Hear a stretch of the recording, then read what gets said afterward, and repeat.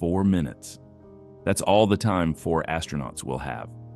Completely alone, completely cut off, while their spacecraft slams into Earth's atmosphere at nearly 40,000 kilometers per hour. No radio, no mission control, no rescue, just them, a heat shield, and physics. And here's the thing. NASA doesn't broadcast on the highlight reel. The most dangerous moment of this entire mission isn't the launch. It's not flying around the moon. It's those 4 minutes of silence as they come home.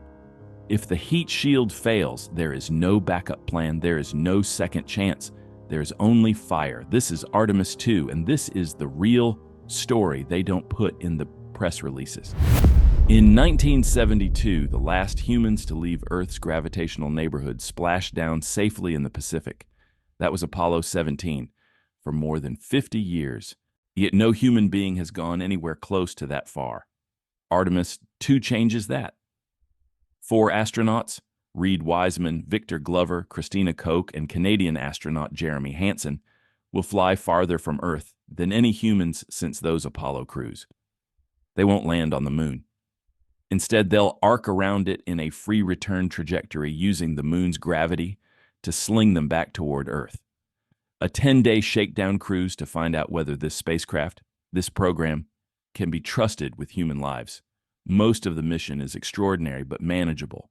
Launch, trans-lunar coast, lunar flyby, the long drift home, well-understood physics, proven in simulation. The systems are new, but the math is old. But then comes re-entry. And that's where the story really begins. When Orion hits Earth's upper atmosphere returning from the moon, it arrives at roughly 11 kilometers per second, Mach 32. At that velocity, the air in front of the capsule can't get out of the way fast enough. It compresses, collides, and transforms into plasma, a superheated, electrically charged gas that wraps around the capsule like a second skin. Temperatures at the leading edge can exceed 2,700 degrees Celsius. For context, lava reaches around 1,200. Re-entry puts you more than twice that. There's almost no engineering environment on Earth that comes close to replicating it, and during peak heating, that plasma envelope blocks all radio signals. Mission control goes silent, the telemetry flatlines. Flight directors stare at screens that tell them nothing. For approximately 4 minutes, those 4 astronauts are the most isolated human beings alive, and there is absolutely nothing anyone on the ground can do except wait. The only thing standing between the crew and that plasma is a material called avcoat. It lines the broad base of Orion in a honeycomb matrix, and it works through a principle that sounds counterintuitive. It is designed to burn. This is called ablation.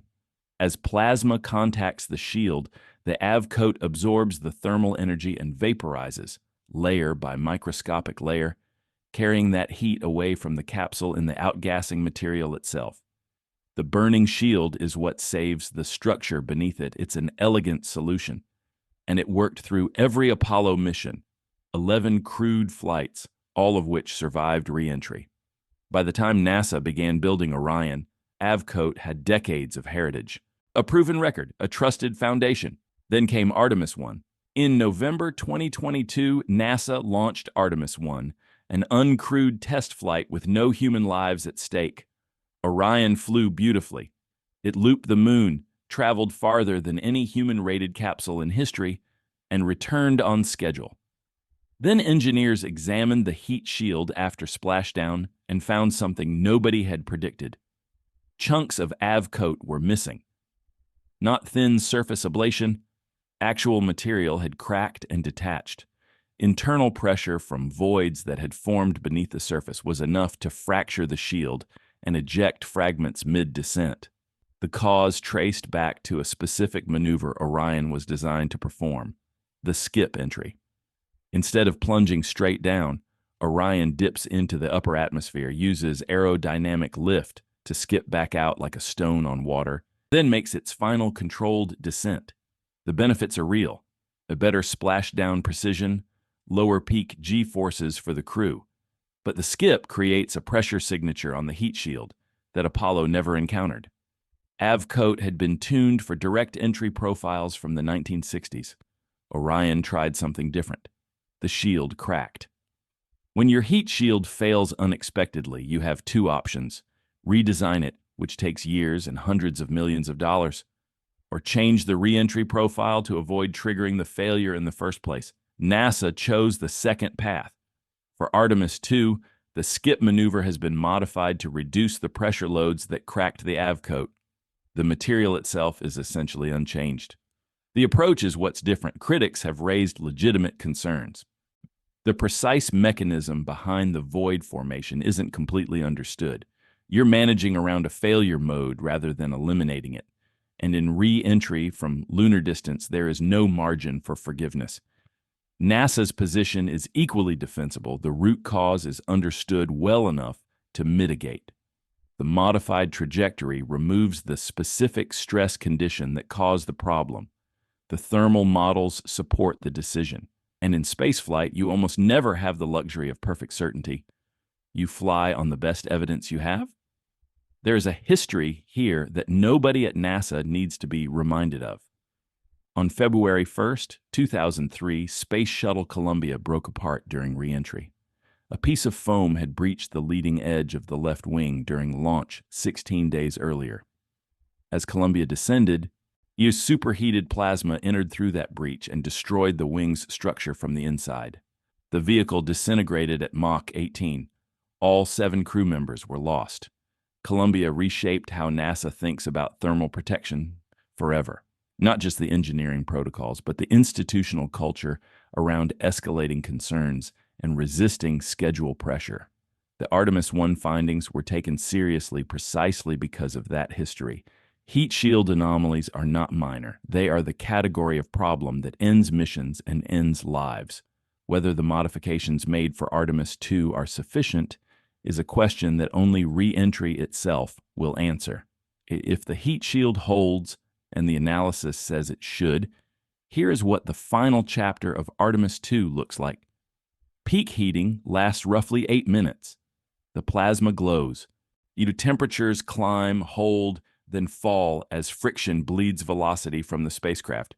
The crew feels multiple Gs pressing them into their seats, heavier than they've felt in 10 days of weightlessness.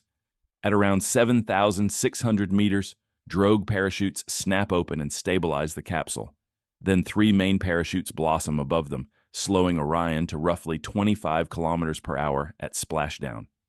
The Pacific comes up fast. Impact.